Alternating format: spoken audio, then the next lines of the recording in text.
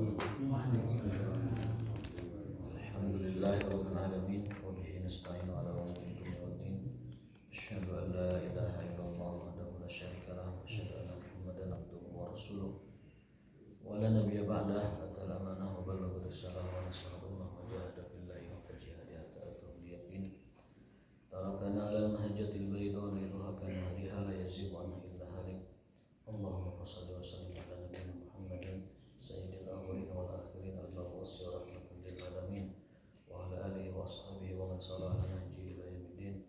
Allahumma subhanaka la ilma lana illa ma 'allamtana wa 'allimna ma yanfa'una wa zidna ilman. Allahumma rabbana atina fid dunya hasanah wa fil akhirati hasanah wa qina adzabannar. Amin ya rabbal alamin.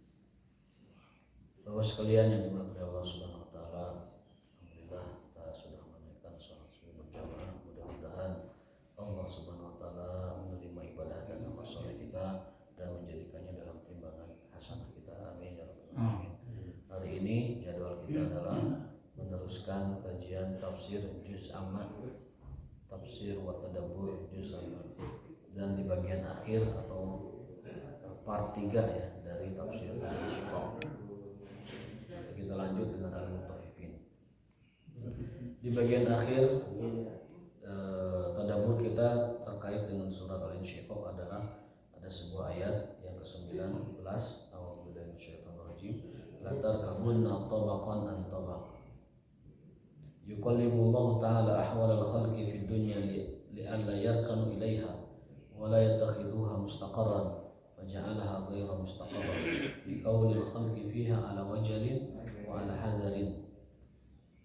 Ayat tersebut memberikan peringatan kepada kita bahwa sejatinya kita hidup di dunia hanyalah berpindah dari satu kondisi ke kondisi yang lain saja.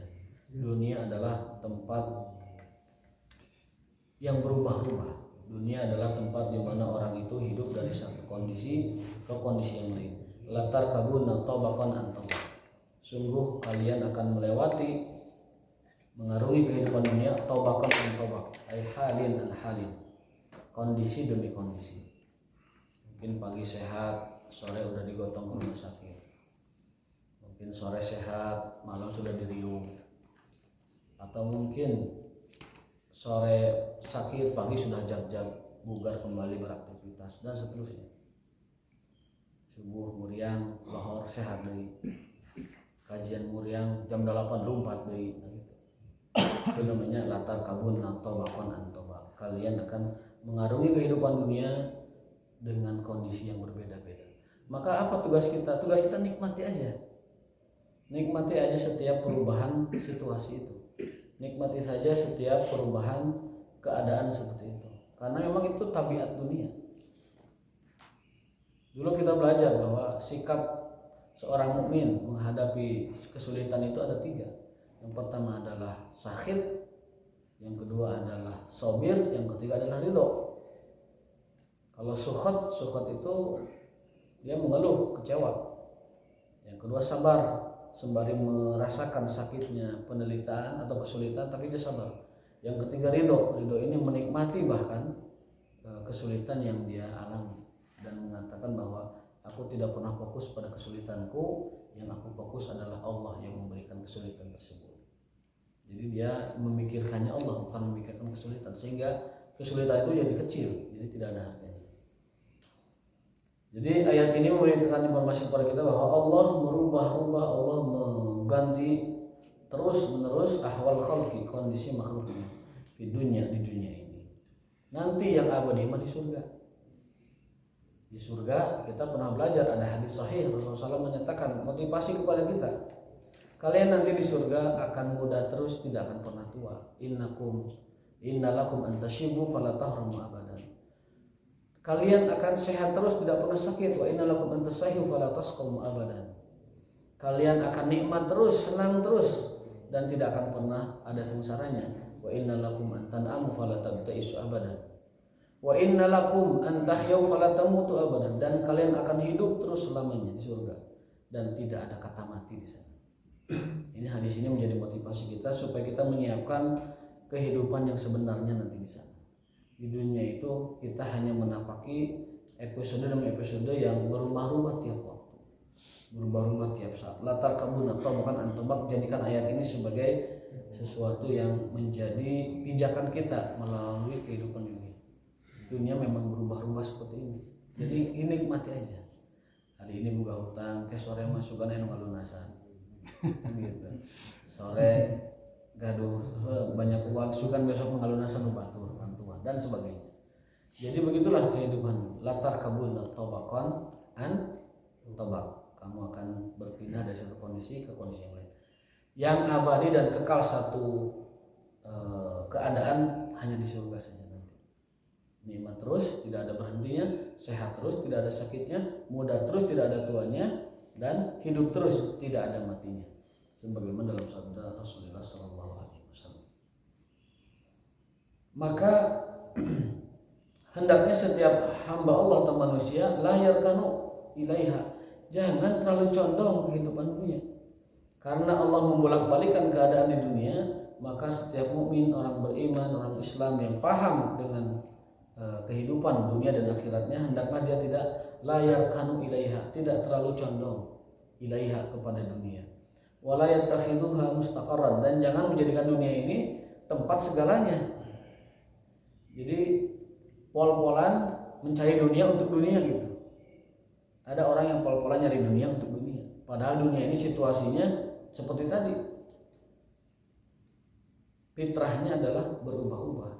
Kadang ketika udah dikumpulin, udah banyak nih, tiba-tiba hilang begitu saja dengan situasi yang berbeda dan berubah. Faja'alaha ghairu mustaqarrah. Jadi kan dunia itu dalam mindset kita, dunia itu sesuatu yang berubah-ubah. Jadi jangan pernah punya anggapan, punya mindset, punya pikiran dunia itu akan gini terus. Kehidupan kita tuh gini terus. Makanya Umar pernah berpesan, ikhshausinu fa inna ni'mata la tadub. Latihlah kamu berhidup dengan keras. Latihlah hidup dengan keras, karena nikmat itu tidak langgeng selamanya. Ikhshausinu, latihanlah hidup yang keras, karena nikmat itu tidak selamanya ada di tanganmu. Tidak selamanya hidup enak. Tidak selamanya hidup enak. Jadi sesekali berlatih gitu. Misalkan walaupun kita hidupnya di gedung mewah, sesekali camping di leuweung nggak apa-apa. Kemudian sesekali makan sederhana, sesekali pakai sederhana. Latihan supaya apa? Ikhshausinu, dari kata khoshin, kehidupan yang keras. Latihlah dirimu, latihlah keluargamu, latihlah anakmu, ikhshausinu, hidup yang keras. Karena nikmat tidak pernah selamanya, kehidupan tidak selamanya enak. Kalau hidup enak mah nggak perlu latihan. Hidup enak, hidup nyaman mah tidak perlu latihan, tinggal menjalani. Tapi hidup keras, hidup tidak enak itu perlu latihan. Makanya beliau berpesan, ikhshausinu, latihlah dirimu dengan kehidupan yang keras, karena nikmat itu tidak selamanya kamu akan dapat rasakan. Jadi latihan. Likaunil khalqi fiha ala wajalin wa ala hadarin. Nah, ayat ini hendaknya menjadi peringatan kepada kita, ibrah bagi kita, bahwasanya kita harus senantiasa dalam keadaan waspada, ala hadarin. Hadar itu waspada. Ya, Rasul menyebutkan bahwa kun fid dunya ka'annaka 'abiru sabilin. Kun fid dunya ka'annaka gharib aw 'abiru sabil. Jadilah kamu di dunia seperti orang yang nyebrang jalan saja. Jadikanlah hidup di dunia hanya orang seperti menyeberang jalan. Abiru sabil itu kan lewat saja begitu. Dan orang kalau nyebrang itu cepat. Satu cepat, dua hati-hati pasti. Namanya orang nyebrang pasti khawatir tabrak ya kan. Kalau ada dia santai, satu-satunya makhluk Allah yang jalan itu santai dan tidak melihat bahaya, satu keledai. Kami dulu sering melihat keledai itu diklaksonan, kemudian diharu-haru, dia mah santai aja. Oh gitu tuh. Nah, itu keledai. Makanya disebut dalam ayat inna angkal aswatul hamir, hewan yang paling bodoh dan paling dibenci, termasuk juga suaranya bebal, itu keledai. Dan yang paling cerdasnya unta. Makanya keledai itu spesialis khusus ngangkut babarangan. Tanaga gede. Kemudian nanti rosak gitu kan. Dari mana? Dari Madinah ke Baitul Maqdis kan itu naik keledai. Itu ketika Umar bin Khattab. onta dan keledai rombongan gitu itu kuat, keledai itu kuat. Kendaraan terutama paling kuat. Jadi kendaraan kecil, Honda bebek lah bahasa orang mana. Kecil. Paling kuat itu, paling kuat, paling tangguh, Tapi paling hebat. itu ini apa? Gampang ngurusnya kalau deh. Keledai gampang ngurusnya. Cuman ya suaranya itu memuakan suaranya. Iya. Paling memuakan suara keledai. Nah itu kalau nyebrang jalan dia paling santai dan paling nggak menggubris keadaan jalan dia.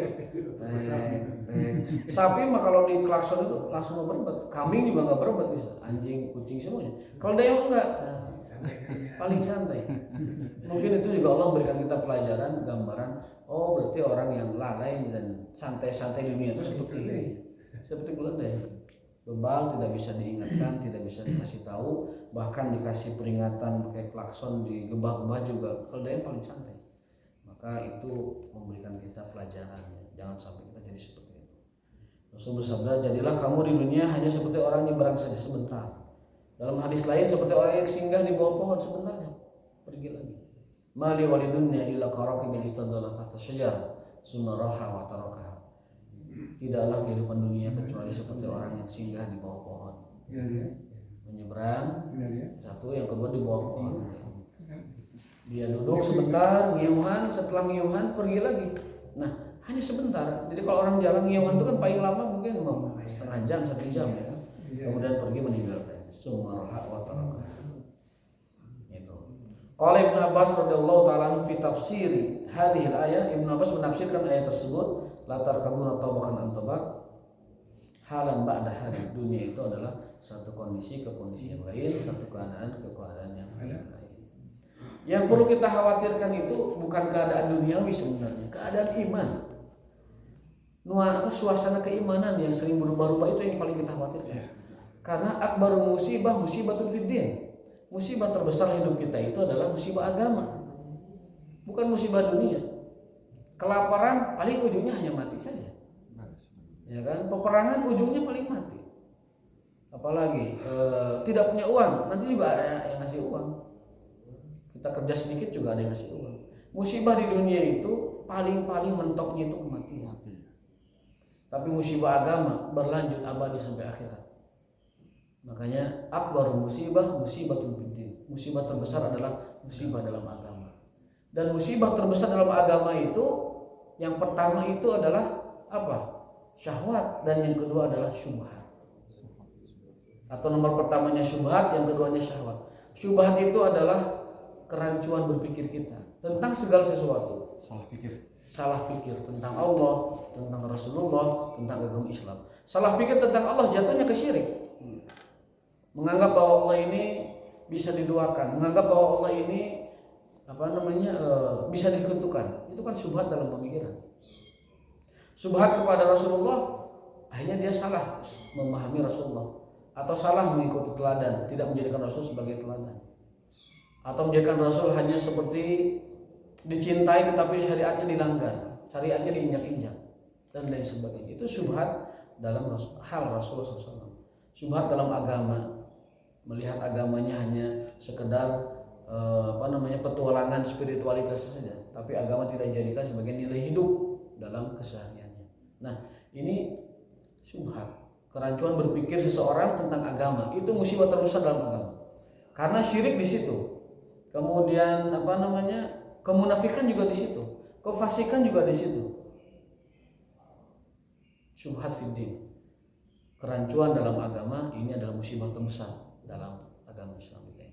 Yang kedua syahwat, ini juga sama musibah dalam agama. Nah, dua ini musibah terbesar inilah yang patut kita hindari, kita jauhi, supaya kita tidak masuk ke dalam musibah terbesar dalam kehidupan kita, musibah dalam hal agama. Musibah lain agama itu apa? Dosa. Dalam surat Al-Insyirah sering kita baca, alam nashrah laka sadrak wa wada'na anka wizrak alladzi anqadha zuhrak. Dosa itu sesuatu yang paling memberatkan punggung kita. Berarti beban terbesar hidup kita itu dosa sebenarnya. Ringan dilakukan, ada yang berat, ada yang ringan. Tetapi dosa itu sumber dari sumber segala masalah. Di dalam kehidupan kita ini sumber dari segala macam sumber masalah itu puncaknya adalah dosa. Sumbernya itu dosa. Makanya solusi dari semua masalah itu istighfar. Sumber dari segala masalah itu dosa. Apa yang tadi? Alladzi anqadha dhahrak. Dosa itu sangat memberatkan punggung kita. Nu malas sholat itu gara-gara dosa. Nu malas kajian itu gara-gara dosa. Nu malas ibadah tilawah gara-gara pasti ada dosa yang memberatkan dia gitu. Entah dosanya lima tapi memberatkan. Yang malas qiyamul lail tahajud itu dosa. Para ulama mengatakan kalau ada orang malas tahajud itu bukan karena dia tidurnya sedikit. Bukan karena dia tidur siangnya tidak maksimal. Orang tidak tahajud itu sebenarnya karena dosa di siang harinya. Bukan karena kurang tidur. Bukan karena kurang tidur. Orang kalau sudah di setel biasa tahajud, tidur kurang seberapa pun bangun dia. Sehingga ulama menyimpulkan orang tidak bisa tahajud sama sekali bukan karena kurang tidur atau lain sebagainya, tapi karena dosa. Siang harinya dosa, efeknya ke malam susah tahajud. Makanya Nabi SAW disebutkan Allah mengatakan bahwa kamilah yang telah menghilangkan beban dosa dari punggungmu. Dengan dihilangkannya beban dosa dari punggung Rasul SAW, maka Rasul dapat mendakwahkan Islam dengan gemilang. Alam nashrah laka sadrak wa wada'na anka wizrak. Setelah itu apa? Wa rafa'na laka dzikrak. Kami tinggikan derajat wahai Muhammad di sisi kami. Setelah itu fa inna ma'al usri yusra, inna ma'al usri fa idza faragta fansab ila rabbika farghab. Jadi kalau ditanya kesuksesan kunci utama suksesnya dakwah Nabi itu apa? Itu insyirah. Dosanya itu telah kosong, telah hilang dari dirinya. Sampai sahabat bertanya, wahai yang meriwayatkan hadis ini, kalau kamu tahu Rasul saja disebutkan dosa membebani hidupnya, apalagi kita? Ulama sepakat Rasul itu tidak pernah berdosa, tapi kesalahan-kesalahan kecil memang ada. Lalu Allah tegur dan diampuni Allah. Ini ijma seluruh umat Islam. Seluruh ulama, seluruh mazhab sepakat bahwa yang namanya Rasulullah dan Nabi Allah itu tidak pernah berbuat dosa dalam hal risalah dan tidak pernah melakukan dosa besar dalam hidupnya. Tetapi kesalahan kecil, dosa kecil mungkin saja terjadi dan itu ditegur oleh Allah, kemudian diingatkan dan dimaafkan, diberikan taubat oleh Allah Subhanahu wa taala. Itu seperti itu. Kalau sahabat itu apa sih? Sahabat? Ya. Kenapa sahabat? Definisinya sahabat. Sahabat itu adalah orang yang bertemu dengan Rasul dan beriman kepadanya. Syahwat. Oh, sahabat atau Sahabat atau sahabat? Syahwat. Oh, sahabat. Syahwat itu dari kata apa? Dari kata syahayashi, ishtahayashtahi. Selera kita pada sesuatu.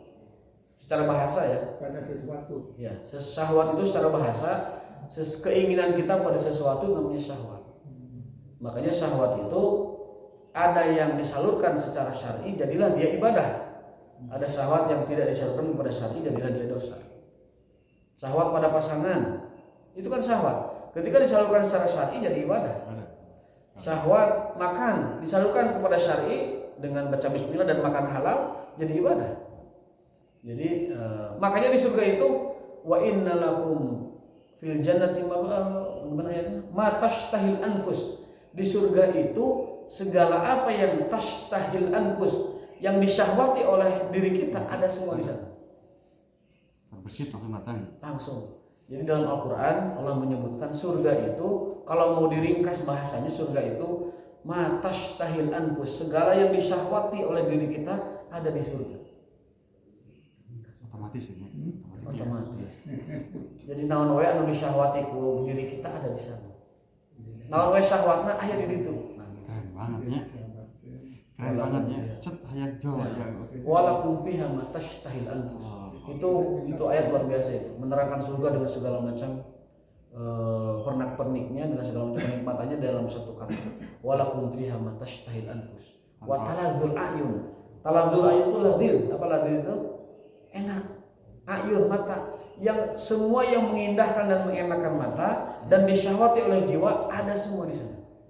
Cepat kesini. Walakum fiha ma tashtahil anfus wa taladzul ayun. Allahu Akbar. Di surga bagi kalian ada segala macam yang kau syahwati, kau inginkan, dan apapun yang kau dibuat indah memandangnya. Allah. Kan ada lagunya, mata ini indah memandangmu. Kalau kita itu ke surga, bukan ke siapa-siapa. Mudah-mudahan kita semua dihimpun dalam jannatullah. Amin. Amin ya rabbal alamin. Dan mendapatkan seperti ayat tadi walakum fiha ma tashtahil anfus wa taladul ayun. Mudah-mudahan amin ya rabbal alamin.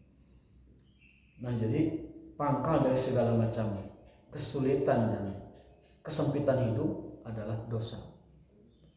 Dan solusi serta obat dari segala macam kesulitan dan kesempitan hidup tadi istighfar. Jadi segala sumber masalah itu dosa.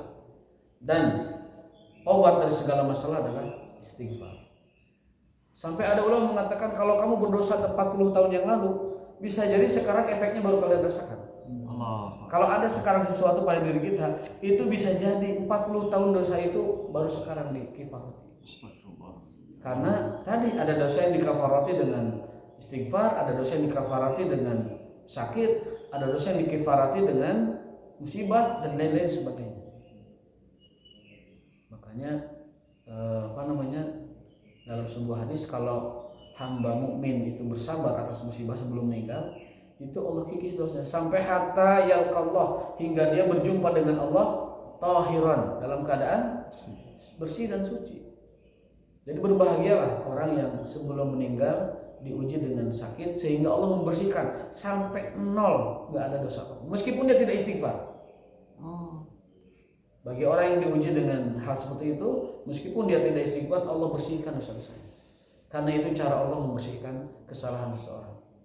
Tapi yang mudah-mudahan kita masuk surganya tadkhulul jannata bisalam.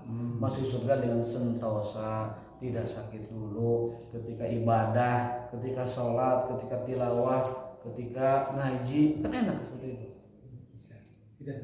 Tidak terganggu, tidak merepotkan keluarga, tidak menyakiti diri kita sendiri. Itu namanya tadkhulul jannata bisalam. Masuk surga dengan kesentosaan. Orang juga senang melihat kita tersenyum. Wah, bapak ini malah lagi ibadah, meninggalnya lagi sholat, lagi tilawah. Jadi adalah amanah bapak ini, aman ya bapak, insya Allah. Jadi tidak membuat orang repot dan sebagainya. Itu yang diharapkan oleh setiap muslim, yaitu tadkhulul jannata bisalam, dapat masuk surga dengan sentosa, dengan selamat, tidak melewati sebuah ujian terlebih dahulu. Amin ya rabbal alamin. Karena kalau lewat ujian terlebih dahulu, yang kita khawatirkan itu merepotkan keluarga, merepotkan diri kita juga. Khawatir di ujung nanti malah kita karena sakitnya mengeluh, tidak bisa mentalkin diri kita sendiri, mengucap la ilaha illallah Muhammadur Rasulullah. Itulah yang kita inginkan dalam akhir masa kita. Ada resepnya sebenarnya. Sering-sering baca surat Al-Mulk. Tabarakalladzi biyadihil mulku wa huwa ala kulli syai'in qadir, alladzi khalaqal mauta wal hayata liyabluwakum ayyukum ahsanu amala. Sering-sering baca surat Al-Mulk. Dalam sebuah hadis, barang siapa yang membaca surat Al-Mulk, dia akan dihindarkan dari su'ul khatimah. Dia akan dihindarkan dari su'ul khatimah dan akan diberikan husnul khatimah. Berarti satu paket tuh. Orang yang Allah siapkan matinya husnul khatimah, dia dibuat senang membaca surat Al-Mulk. Orang yang sudah Allah setting meninggalnya husnul khatimah, dia akan dibuat senang terlebih dahulu dengan membaca surat Al-Mulk. Tabarakalladzi biyadihil mulku wa huwa ala kulli syai'in qadir. Satu paket. Jadi kalau kita sekarang sudah senang Al-Mulk, itu tandanya Allah akan meridhoi kita nanti saat kita berpulang kepada Allah Subhanahu wa taala. Sebagaimana ucapan Ali bin Abi Thalib, orang yang akan Allah ampuni itu sudah kelihatan di dunianya sering istighfar. Satu paket itu. Kalau Allah menghendaki seseorang diampuni dosanya, itu dibuat senang dengan istighfar. Kebalikannya, orang yang tidak senang istighfar, itu tanda bahwa nanti kelak dia tidak akan diampuni dosanya. Sudah satu paket. Memahaminya sudah harus holistik seperti itu. Kalau orang mau diampuni, sudah Allah setting suka istighfar. Kalau Allah mau ngasih husnul khatimah, sudah disetting dia suka surat Al-Mulk. Itu memahami hadis ucapan Ali bin Abi Thalib radhiyallahu taala anhu tersebut. Nah, itu tafsir terakhir atau bagian akhir dari surat Al-Insyiqaq. Latar kabun tobakan antobak. Sekali lagi, yang paling bahaya dari latar kabun tobakan antobak, dunia ini sering berubah, dunia ini sering bergonta-ganti keadaan. Yang paling kita takuti adalah perubahan dalam hal agama. musibah dalam hal agama. Makanya ketika Nabi mengajarkan, bacalah oleh kalian doa ya muqallibal qulub tsabbit qalbi ala dini, ya musarrifal qulub tsabbit qalbi ala taati. Sahabat keheranan, ya Rasulullah, kenapa doa seperti itu? Bukankah kita alasna ada iman? Bukankah kita dalam keadaan iman sekarang? Bukankah kita sekarang sudah Islam, sudah iman? Buat apa doa lagi ya Allah yang membolak-balikan hati? Tetapkanlah kami dalam agamamu dan tetapkanlah kami dalam ketaatanmu. Rasul menjawab bahwa ya itulah kehidupan dunia itu berubah-ubah. Bahwa hati kita ini dalam genggaman Allah SWT. Allah membolak-balikan sesuai dengan kehendaknya. Yumsi mu'minan wa yusbihu kafiran wa yusbih mu'minan wa yumsi kafiran. Ada orang yang pagi beriman, sore sudah kafir. Ada orang sore beriman, pagi sudah kafir. Dalam hadis itu yang dalam hadis itu jagalah dirimu sebelum kejadian yang 5 ini. Itu rinciannya. Tapi di ujung hadis itu adalah yusbihu mu'minan wa yumsi kafiran. Ada orang yang pagi beriman, sore sudah kafir, pagi kafir, sore beriman. Itu kehidupan dunia. Maka dijaga, butuh didorong dengan tajdidul iman. Tajdidul iman kalau zikir dengan la ilaha illallah, kalau amalan dengan sholat. Karena iman itu turun dan naik. Al imanu yazidu wa yanqus, iman itu naik dan turun. Kalau lagi naik dia mencapai puncak tertinggi seperti malaikat a'la illiyin. Kalau lagi jatuh dia dapat titik terendah yaitu asfalas safilin. Kata Imam Ahmad, iman itu naik dan turun. Kalau naik seperti a'la illiyin, kalau turun seperti asfalas safilin. Maka perbaharui terus dengan sholat, dengan amal soleh, dengan zikir la ilaha illallah, dengan syahadat seperti itu. Kita perbaharui keimanan kita. Nah itu episode terakhir dari tafsir Al-Insyiqaq. Sekarang kita masuk ke surat lain Al-Mutaffifin. Nah ini Mutaffifin bisnis ini mah. Surat tentang bisnis. Al-Mutaffifin, kecurangan. Al-Mutaffifin, orang-orang yang curang. Disebutkan dalam tafsir Ibnu Katsir, Madinah itu sebelum kedatangan Nabi masyarakatnya bobrok. Masyarakat Madinah sebelum kesentuh, sebelum tersiram oleh cahaya hidayah Rasulullah SAW, Islam, Madinah itu masyarakatnya bobrok. Kecurangan di mana-mana, bisnis asal-asalan, jualan asal-asalan, curang, sikut, nipu, mencuri segala macam itu merajalela dunia. Timbangan.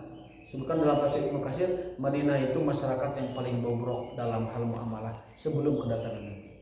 Tapi setelah kedatangan Nabi, 180 derajat berubah semua. Maka kita percaya hanya konsep nubuah yang dapat berubah tatanan masyarakat. Hanya konsep nubuah yang dapat merusak, yang dapat memperbaiki kerusakan masyarakat yang sudah ada. Apa buktinya? Yaitu Rasulullah. Di Madinah ketika beliau datang, Madinah sebelumnya itu masyarakatnya yang bobrok. Belum lagi kecurangan-kecurangan. Belum lagi masalah moral, akhlak, masalah amal sesama mereka. Sampai akhirnya Allah mengutus nabinya. Sebelumnya itu beberapa rombongan dalam Baitul Aqabah 1, 2 dikirim lagi ke Madinah, kemudian mereka mendakwakan Islam di Madinah. Sampai Islam tersebar di Madinah, diterima dengan baik, kan sesuai dengan fitrah, mengembalikan mereka kepada fitrah yang baik, dan pada akhirnya Allah mengizinkan Rasul untuk berhijrah ke Madinah. Dan di sanalah beliau membina masyarakat baru, masyarakat Madinah yang kita sekarang kenal. Kalau kita pernah berangkat haji atau umroh, kita dapati bagaimana suasana indahnya kota Madinah. Kotanya adem, kotanya ramah, kota yang paling aman di dunia. Ini versi sebuah surveinya di Barat ya, mengatakan bahwa kota teraman di dunia itu Madinah. Dan kota paling ramah terhadap wanita itu di Madinah. Tidak ada yang lain. Ini hasil didikan tarbiyah Rasulullah. Sudah berlalu 14.000 tahun yang lalu, sudah berlalu 1.400 tahun yang lalu, 14 abad, Madinah tetap menjadi mercusuar dunia. Madinah tetap menjadi kota yang paling aman di dunia, paling ramah di dunia, dan paling menenangkan di dunia. Itulah kota Madinah, hasil tarbiyah sentuhan Rasulullah Shallallahu Alaihi Wasallam. Surat Al-Mutaffifin. Maksud saya kenapa mengingatkan itu, bahwa kita pun kalau ingin membentuk masyarakat yang madani harus mengikuti bagaimana Rasulullah SAW membina masyarakat Madinah. Bagaimana konsep kenabian, manhajun nubuwah dapat merubah suatu masyarakat yang tadinya bobrok menjadi masyarakat yang berperadaban tinggi, bahkan masyarakat yang paling tinggi peradaban dalam sepanjang sejarah manusia. Dan itu diakui oleh para orientalis, orang-orang barat mengakui tidak ada masyarakat yang lebih berperadaban melebihi masyarakat Madinah yang pernah dibangun oleh Rasulullah SAW. Silahkan cari di buku-buku orientalis, di buku-buku para cendekia tentang kota Madinah. Tidak ada masyarakat di dunia ini dalam sepanjang sejarah manusia lebih tinggi peradabannya daripada peradaban masyarakat Madinah yang dibangun oleh Rasulullah SAW. Tidak pernah ada. Maka kita mesti mengambil ibrah pelajaran supaya masyarakat kita menuju masyarakat madani, masyarakat Madinah. Itu Madinah ya. Madani itu dari kata Madinah. Masyarakat yang berpendidikan, bukan berperadaban tinggi. Masyarakat berperadaban tinggi, akhlaknya baik, kemanusiaannya baik, ketuhanan dan keagamaannya baik. Baik dari semua sisi, itu masyarakat madani. Masyarakat madani, masyarakat yang diidamkan dan dicita-citakan oleh setiap orang yang punya pikiran ingin menuju masyarakat madani. Apa bahasa Inggrisnya itu civil society. Bagaimana kita menuju masyarakat Madinah? Turunnya di Madinah ya. Turun di Madinah. Suratnya surat Makkiyah. Karena di sini disebutkan surat Makkiyah, diturunkan sebelum hijrah. Mungkin persiapan ketika Rasulullah SAW masuk Madinah. Surat ini ada dua nama, surat Mutaffifin dan surat Wailul lil Mutaffifin. Mutaffifin adalah orang-orang curang. Orang curang itu kalau ngambil pengen pas atau lebih, kalau ngasih pengen kurang. Itu orang curang. Beli yang dilebihan. Ya, hari beli yang dilebihan, hari ngajual dikurangan. Praktek sederhananya di kita kadang dina kiloan, sok aya ngajendol di hadap kiloan. Ayo. Itu mutaffifin, diancam lawan dengan neraka. Jualan buah dina kiloan buah nanti ayo batu ngejendol di handapun di las ku besi itu. Lumayan itu seperapatnya ngaberatan. Dia berharap dengan seperapat itu bisa kaya. Mencurangi orang dengan 1 on 2 on berharap bisa kaya dan bisa makmur dari situ. Gimana? Yang jelas itu menghancurkan keberkahan. Sekarang lebih canggih lagi tuh. Itu apa namanya? Kalau bapak handphone suka ada yang makan pulsa, nah ada drink. Kadang-kadang kita tidak daftar tapi ada di kita. Tahu-tahu kita udah kecolongan. Ternyata itu diizinkan oleh Telkom dan mereka bagi hasil. Kan mestinya oleh Telkom itu bisa memblok, tidak boleh. Itu ternyata ada itu. Kadang-kadang kita ketempel kuping misalkan begini seolah-olah oke gitu itu. Itu miliaran itu duitnya itu. Maling duit pulsa orang. Daripada dia 2.000 dari dokter 2.000. Ternyata usut punya usut oleh operator itu memang diizinkan itu. Dan mereka berbagi hasil. Semua yang terlibat di situ maka itu al-mutaffifin. Jangan disuarakan. Sudah masih kayak sempat malingnya. Disebut al-mutaffifin li'anna Allah Ta'ala bada bitahdidi haditaib. Allah kenapa menyebut surat al-mutaffifin? Wailun dengan kata wail, nerakalah bagi para mutaffifin. Karena Allah mengancam mereka, kelompok ini diancam oleh Allah Ta'ala di awal surat ini lijur min ma yaf'aluna, karena sebuah kriminal yang mereka lakukan. Kecurangan ini adalah sebuah kriminal, terutama dalam kecurangan dalam jual beli. Itu sebuah kriminalitas. Jurmin itu kriminal. Ma yaf'alunahu wa idhami ma yaqtarifunahu, dan betapa besar dosa yang mereka lakukan itu. Saon 2 on tapi menipu orang itu dosa besar. Karena Allah mengancam dengan neraka. Ada kaidah, kalau satu dosa itu diancam ya dengan neraka, itu berarti dosa besar. Dosa besar pasti. Dosa besar. Kalau dosa yang tidak sampai diancam neraka itu dosa kecil. Kalau diancam dengan neraka itu dosa besar. Makanya al-mutaffifin itu termasuk wa idhami ma yaqtarifuna. Li'anna Allah Ta'ala iftataha as-surat. Allah memulai surat ini dengan kata pembinasaan, wailun. langsung. Baik, biasanya kan sumpah dulu, wasyamsi wa duhaha wal qamari ta'ala. Kemudian wa duha wal laili idza saja. Selalu Allah itu memulai sesuatu dengan yang menakjubkan atau dengan yang sesuatu yang wah gitu. Ini enggak, Allah langsung mulai ayat dengan neraka. Wailul lil mutaffifin, neraka bagi para orang-orang curang. Ini serius berarti. Yang namanya ngurangi timbangan itu serius. Ari untung hayang, ari kebatun ngurangan. Ari harga pengen lebih, ari ngasih kurang. Dan ini fenomena ada di masyarakat seperti ini. Ada di masyarakat. Saya pernah meneliti yang paling sederhana itu di bawah kiloan ada ngejendol di handapnya itu. Kita nimbang buah ngejendol di dia. Dan mungkin juga termasuk mutafifin itu apa? Mungkin nih, tapi ini baru praduga saya. Tulisannya 1 kilo, pas didatangin udah bayar ternyata bukan 1 kilo, 1/2 kilo. Khawatir itu masuk kepada kategori mutafifin. Atau goror, minimalnya goror. Kalau nggak mutafif itu goror. Goror itu apa ya? Membuat orang itu salah persepsi sehingga dia tertarik untuk bayar. Dalam Islam itu namanya goror. Jadi tulisannya 1 kilo, sudah beli, loh kok 1 kilo hampang gitu, ternyata kalau teliti 1/2 kilo. Duanya kecil. Nah itu gorornya di situ. Harusnya duanya satu sama gedenya dengan satunya. Itu subhannya di situ. Duanya itu lebih kecil dari satunya.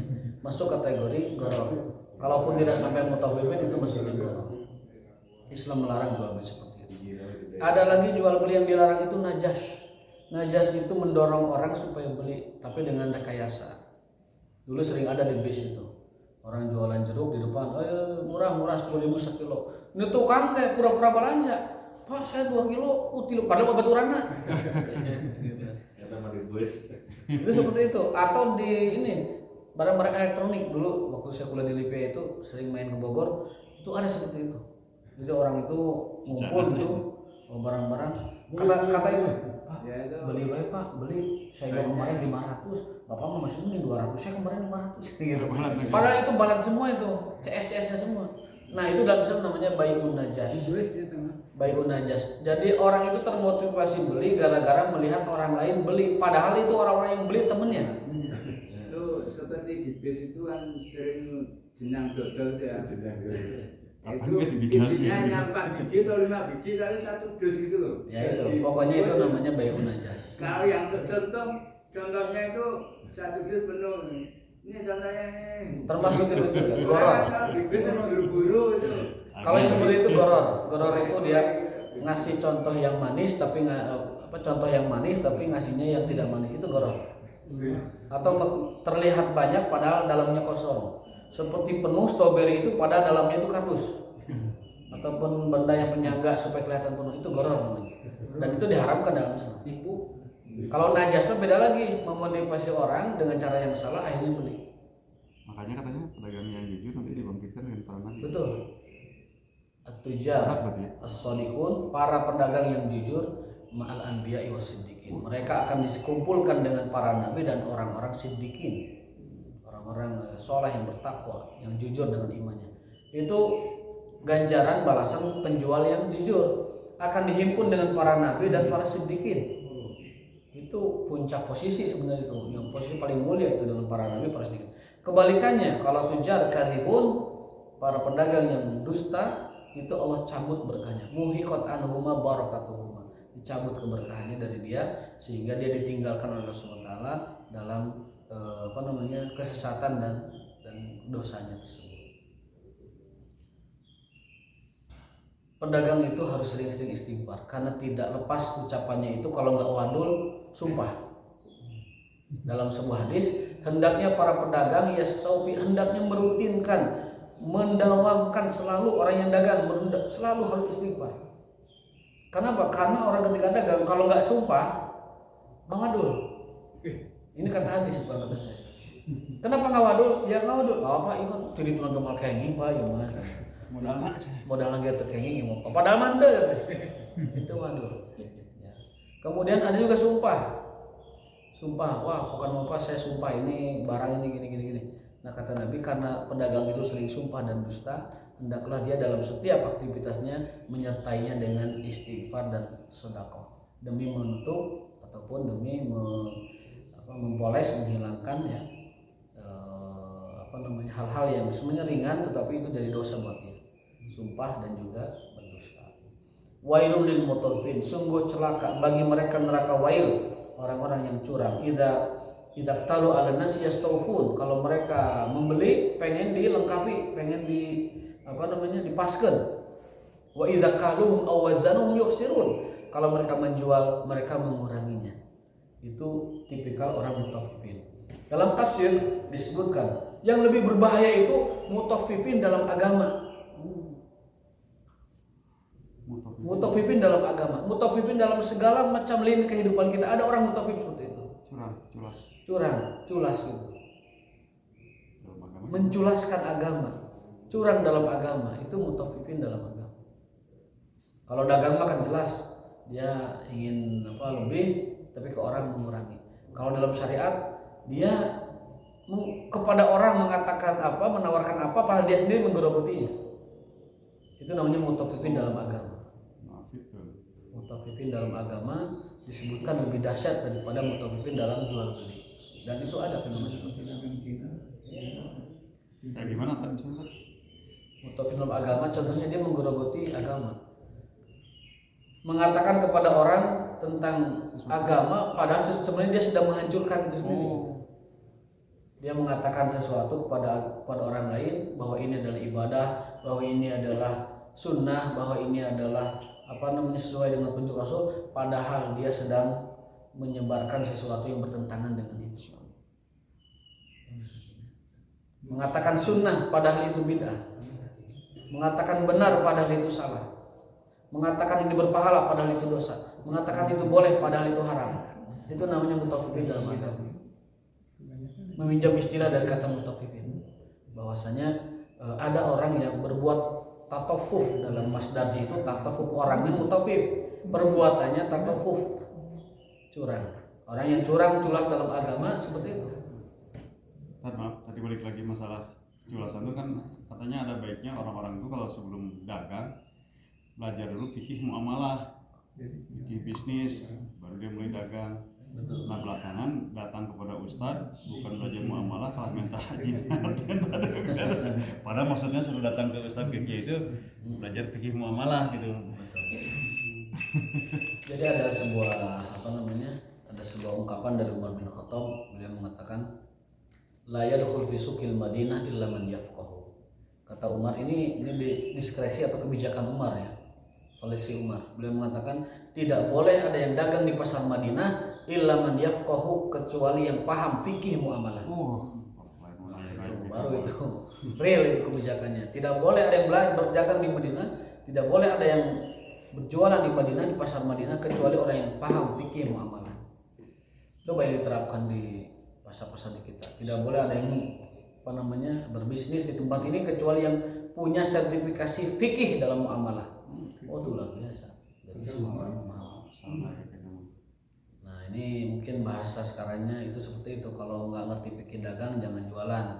Itu tanya ke ustaz. Datanya ke ustaz bukannya nanya bagaimana fikih jualan, tapi minta minta jimat supaya laris dagangnya. Juga salah kaprah kan. Baik, ini awalan dari mukadimah surat Al-Mutaffifin. Nanti insyaallah tema-tema dan faedahnya akan kita pelajari kemudian hari. Allah taala bisawab wa taufiqun illa billah. Allah taala bil muradihi. Kita tutup dengan kafaratul majlis. Subhanallah wa bihamdihi. Assalamualaikum.